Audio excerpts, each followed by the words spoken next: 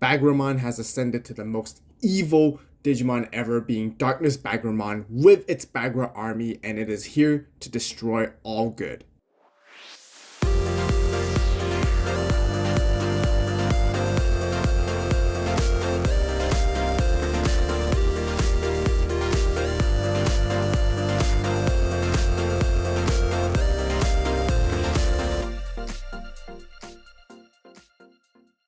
Digimon fans, welcome back, and today we'll be showcasing the brand new Darkness Bagramon and Bagra Army Deck. Darkness Bagramon is known to be the ultimate counter to the Crossheart deck and any other decks that plays a heavy Tamer strategy in base, as it can bottom deck all of them.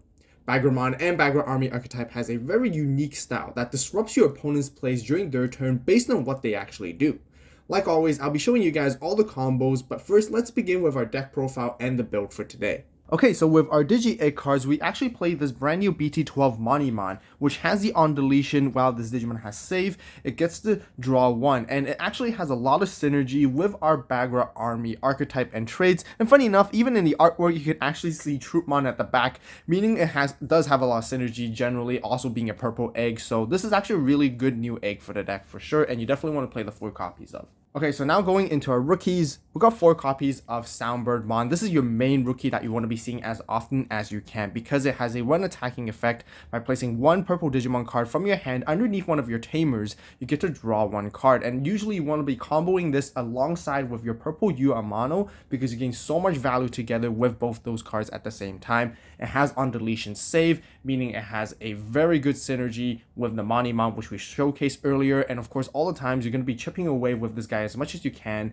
And it has the inheritable of opponent's turn. When an effect trashes this Digivolution card, you get to gain a memory. All the Bagra Army archetypes with the lower end Digimon are going to have this exact same inheritable effect, which combos a lot later on with our top end stuff, which we'll get to talk more about later on. But yeah, definitely 4 copies of the Soundbirdmon no matter what.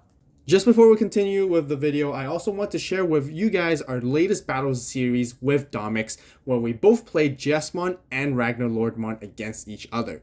First part with the starter decks, and the second part with the other full power versions, clashing against each other. Want to see who comes out on top? Then be sure to check out the videos after watching this as well, as links will be left in the description box down below. Also, don't forget to subscribe and give this video a like, as it really helps, and I appreciate the support from all of you. Next, I have 2 copies of ChuChuMon. This is a on-play searcher of the deck because it reveals the top 4 cards of your deck, adding yourself 1 Digimon card with Bagra Army and its traits, and 1 Yuu Amano among them to your hand, and you place the rest back to the bottom in any order. Also having on deletion save and the typical Bagra Army inheritable of gaining a memory when it's trashed while it's being a source. The only downside to this card is really it's 4 memory cost to play, which is kind of hefty and quite a lot, which you don't always want to be paying that much memory, but definitely still a really good card to definitely hard play to search in sometimes in the early stages of the game. Next, we are going to be talking about more other purple rookies, and yes, right here we're going to be playing Psychmon, which is from the Hunter BT12. We're going to be playing a Hunter package in this deck, particularly because it has a lot of good synergy with the deck overall.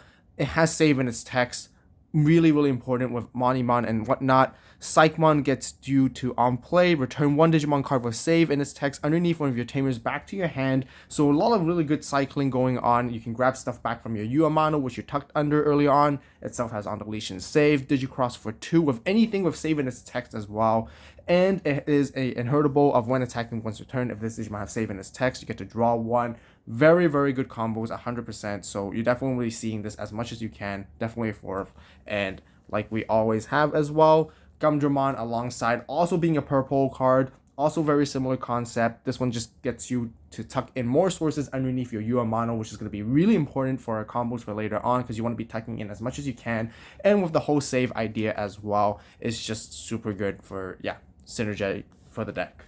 That's it for our level 3s. Let's talk about our level 4s. And first, we got the 4 copies of Madaleomon, being our main level 4 Digimon of the Bagra Army archetype. Opponent's turn, once per turn, which is super unique, where when an effect would add cards to your opponent's hand, this could mean that whether they draw via an effect, they search, or grab something back from trash, by trashing 1 Digivolution source underneath this Madaleomon, you get to force your opponent to trash the same amount of cards that they add back via that effect. And this is really good, especially in the early game, because it forces them to sort of really heavily manage their resources and also forces them to make a choice based on what cards that they cycle, and you can slow them down so they don't get so much draw power in the early stages too, and finding the pieces that they need. It has on deletion save and can be digicrossed -2 with any other Digimon card that has Bagra Army in its traits. So very nice card. You can digivolve it, you can digicross it at the same time, and it has the same inheritable of all the other Bagra armies of gaining that memory as well. For another disruptive card, we play 4 copies of Troopmon right here. Very similar idea with Leomon. This one doesn't have the digicross, therefore you're going to be digivolving this more often, but it has also a opponent's turn once per turn effect that disrupts their plays when opponents play a Digimon or a Tamer. By trashing one of the Digivolution cards underneath this guy, you get to gain a memory, and of course usually your sources are going to be something that also gains your memory back with Bagra Army. So by doing so, you get to gain 2 memory effectively via this whole entire effect, which is really nice, and again disrupting their turn, potentially even passing their turn, and limiting their plays as much as you can, and as well as on deletion save, and just like all the other Bagra Army inheritables that we get to see here. Next up, we got 3 copies of Damimon. This one is on play, or when digivolving, if you don't have a Yuu Amano in play, you get to play one from your hand for free, which is definitely something that you really want to prioritize on. Establishing a Yuu Amano as early as you can, as quickly as you can, as many as you can, is definitely one of your top-notch priorities, and having 3 copies of this one is very nice. The only reason I don't maximize it at 4 is because you can only use it once. Once you have a Yuu Amano established, you don't really get this effect again, so you don't really get as much value. On deletion save as well, and the exact same Bagra Army inheritable of gaining memory is really what you need. But instead of playing just that Damimon, we actually played like the Hunter package like I mentioned earlier, meaning that this Shoutmon King version is very nicely suited, because this one on play or when digivolving lets you play a Yuu Amano, Taiki, or Tagiru, mainly going to be a Yuu Amano from your hand for free. You can digicross it by -2 with anything with save in its text, and anything that your lower end does have save in its text.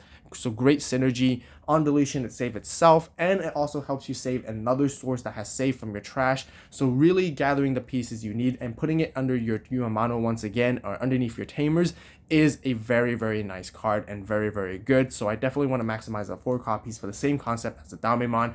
Arguably, this is even better than Damimon for the entire archetype.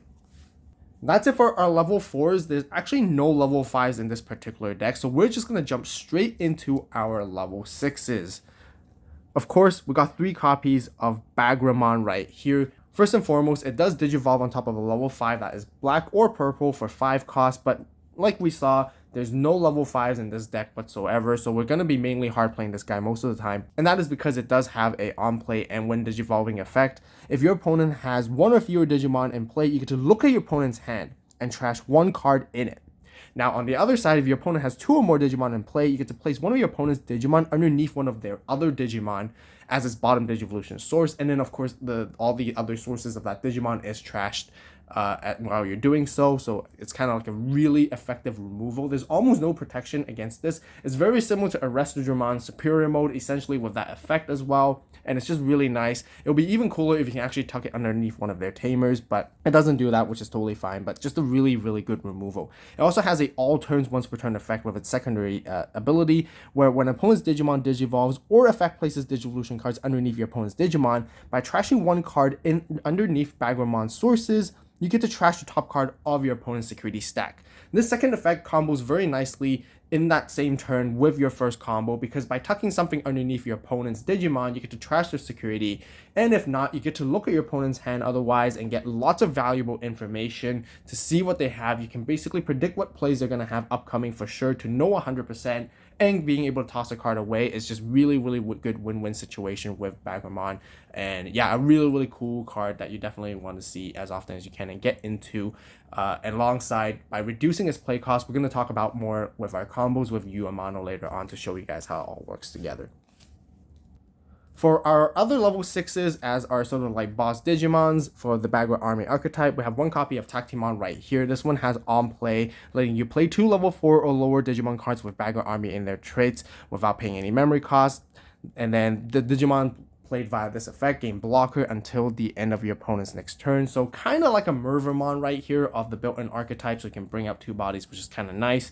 And then it also has a opponent's turn. When an effect would trash one of your other Digimon's Digivolution cards, you can trash this Digimon's Digivolution sources instead, giving you a very nice combo once again with Yuu Amano. By tucking more sources underneath Takemon to reduce his cost to play later on, you can actually do some really cool disruptive plays with this guy and set up like a wide board with blockers, and then you can actually potentially swing in for later on as well with lots of other Digimon, so it's definitely a pretty decent card.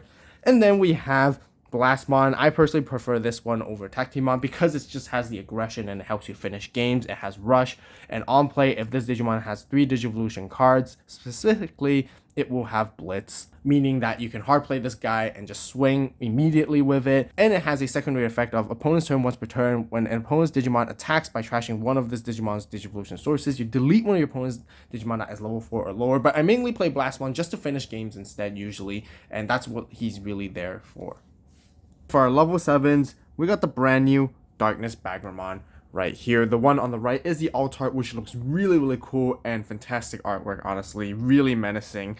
Suits very nicely to sort of finally showcase how evil this Digimon really is. Now, it can Digivolve on top of a purple level 6 for 6 cost, or on top of a level 5 black Digimon for 9 cost. So really effectively, you can Digivolve it on top of Bagramon, which is usually the best value because you pay the least amount of it. It does have a on-play and when Digivolving effect, just like Bagramon. It deletes one of your opponent's Digimon straight up with no requirements whatsoever.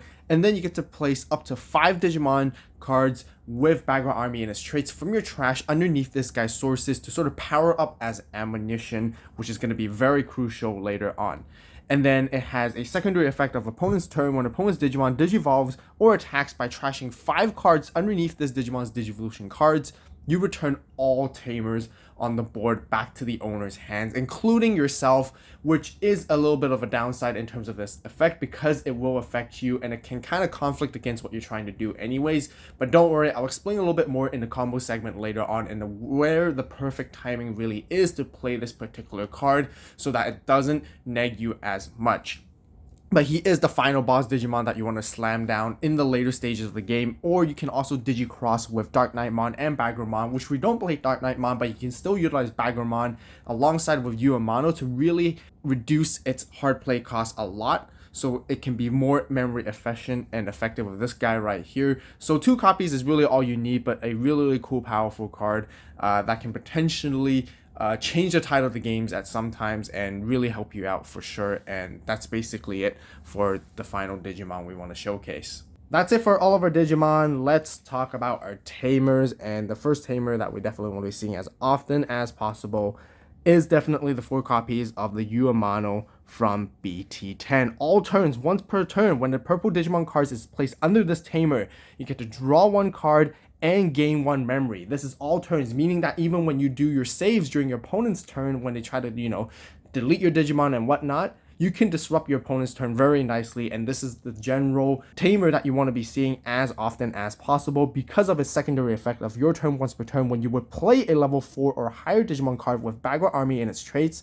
by placing up to 3 purple Digimon cards from underneath any of your Tamers in the played Digimon Digivolution sources. Basically kind of just like Digicrossing. You reduce the play cost of that Digimon by 2 for every purple card that you place underneath it. So effectively maximizing off of it, you can reduce a play cost by 6 effectively.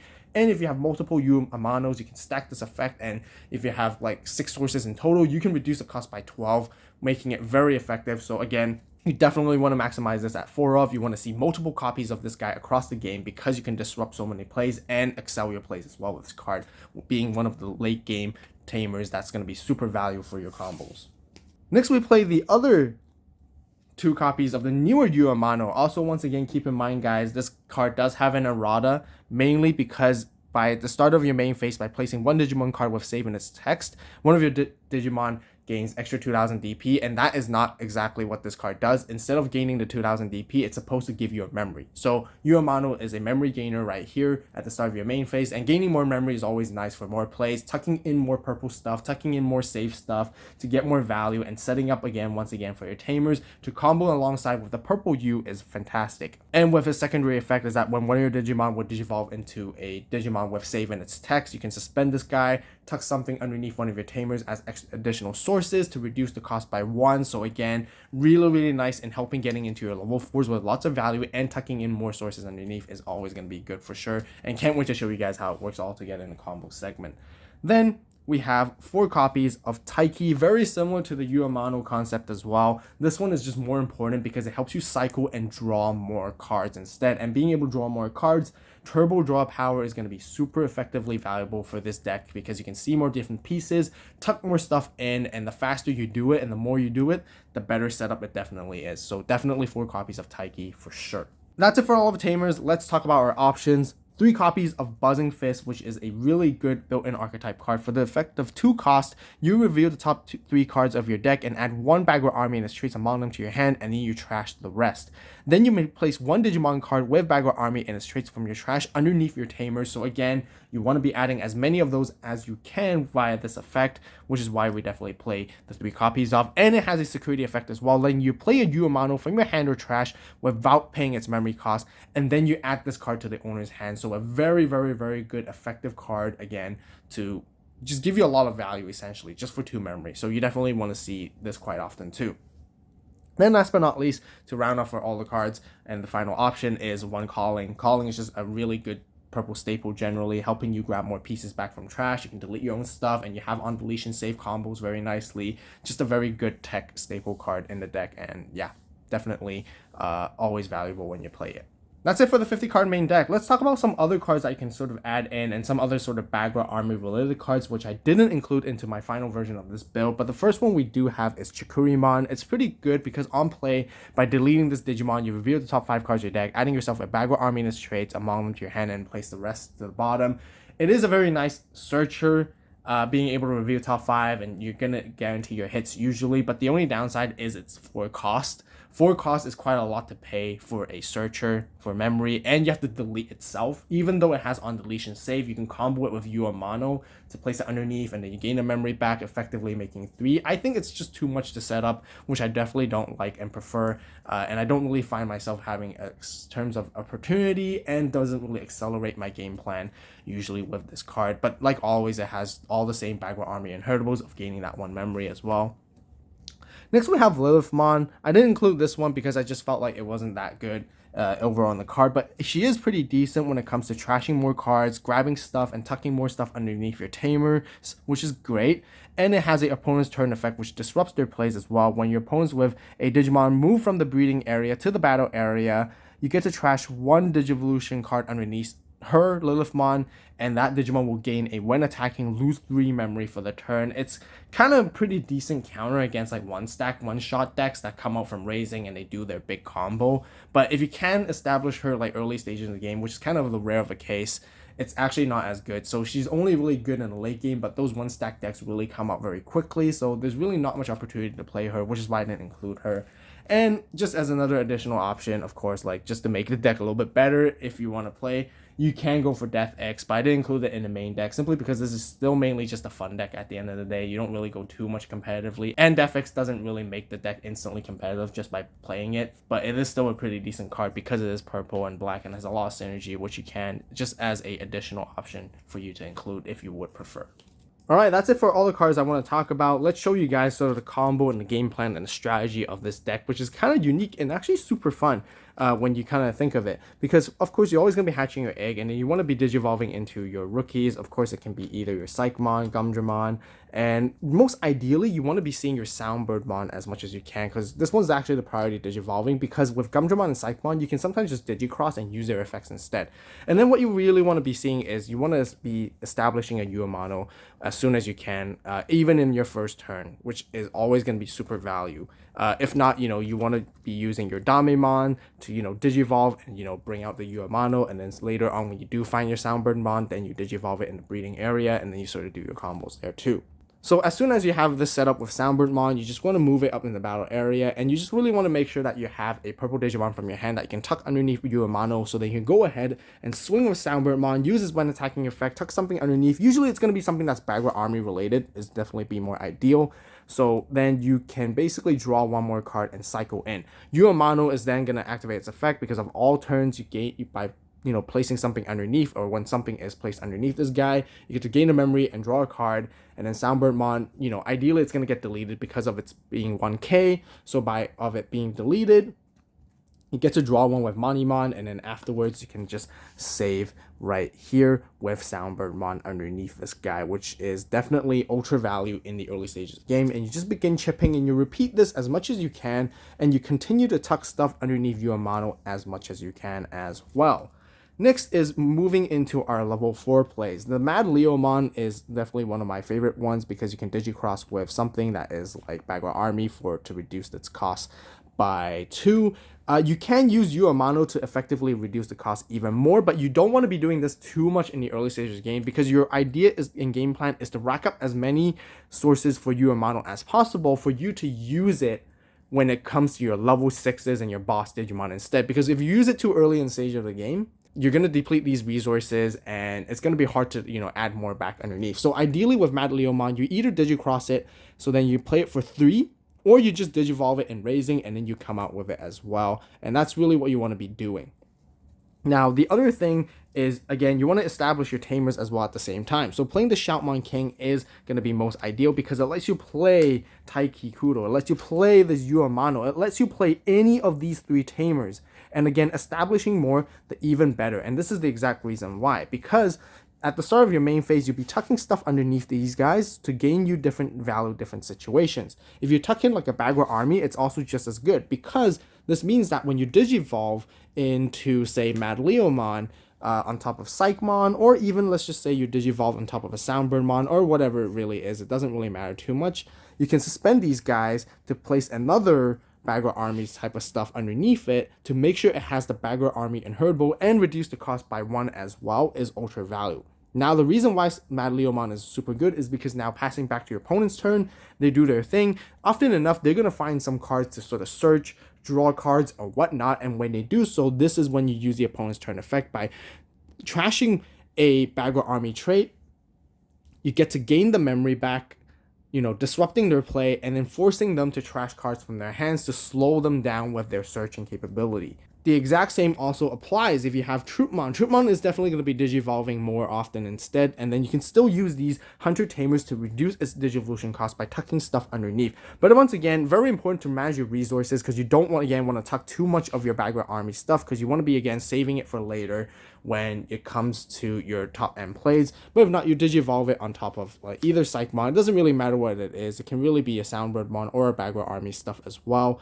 And then by doing so, again, if your opponent hard plays something, plays a Tamer, plays a Digimon, you get to do the same, trash something underneath it, and then basically disruptive play to gain a memory. If you trashed a card that was Bagra Army, it also gains another memory right there, and then you can just even pass your opponent's turn to make it very difficult and, again, like I said, disruptive for them to play, basically.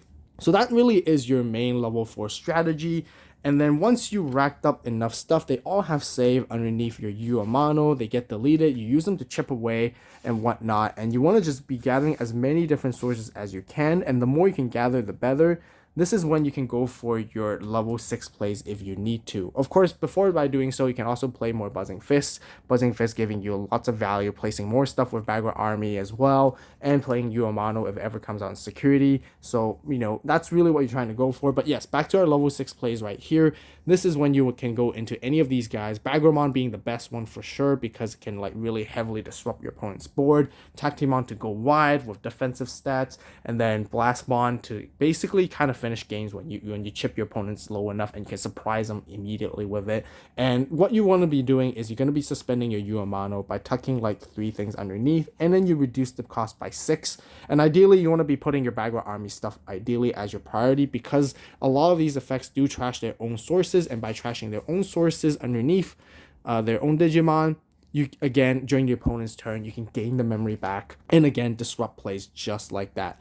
with this deck. Now, talking into our Darkness Bagramon, this is the situation where you can Digivolve on top of any of these guys, or if you have a ton of sources ready up to go, you can play this guy right here. But be very careful. Make sure that you're actually using as many sources as you can from underneath these Tamers, and in a scenario and a situation where you can gain lots of advantage. So let's just say, like, you know, you can Digivolve on top of Bagramon, and you get to put even more sources underneath this guy right here, like from your trash, and you get usually going to be tucking in lots of Bagra Army stuff as well. Your Hunter stuff is not going to be as valuable for you because it doesn't have save in its text anymore, but just put as many as you can as it's like loading for its ammunition for its secondary effect, because when your opponent's Digimon Digivolves or attacks, this is when you can disrupt their entire turn. And by trashing like 5 cards underneath this guy, you're going to be gaining quite a lot of memory. And let's just say if they're all Bagra Army, you can gain all the way, you know, back to like 0 or something. And it's not even once per turn. So if they do it again and you have more stuff to trash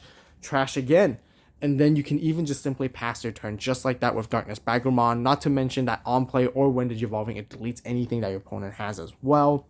But also keep in mind, it does return all Tamers back to your hand as well. So at this moment, then this is the time when you want to make sure that you no longer need your Tamers, because you're that far into the game and you're good enough to finish the game with Darkness Bagramon alone, because it can be a little bit of counterproductive and counterintuitive because it does return your own Tamers as well. But other than that, once you establish that kind of control on the board, your opponent has no more resources that they can play. You just finish the game with Darkness Bagramon and just continue to chip them down as much as you can, just like that. And that's really the whole game plan when it comes to going into your top end with Bagra Army. That will wrap up for the deck profile for today. If you guys enjoyed the video and found it helpful, please give it a like. If you have any suggestions, recommendations, or questions, be sure to share it with everyone in the comments down below. We got lots more Digimon videos and content coming with BT12 deck profiles, so be sure to hit that subscribe button right now. Turn on that notification bell to stay tuned. If you guys just can't wait, I want to see early deck lists and first drafts made by me, then definitely join the Avault Club right now as well. As always, thank you so much for watching. You guys have a great day, great night, wherever you are. See you next video, and this is Avault signing out.